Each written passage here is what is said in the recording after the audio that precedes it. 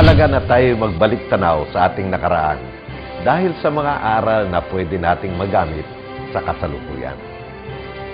Isang patunay na ang konsepto ng bayanihan ay matagal nang pinahahalagahan ng mga Pilipino. Maraming salamat po sa inyong pagsubaybay sa ating programa.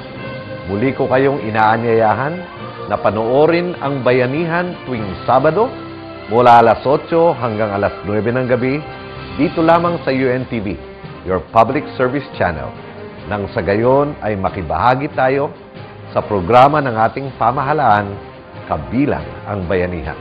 Sa ngalan ng ating Chief of Staff na si General Emmanuel Bautista, ako po ang inyong lingkod, Rear Admiral Miguel Jose Rodriguez, na bumabati ng isang mapayapang gabi sa ating lahat.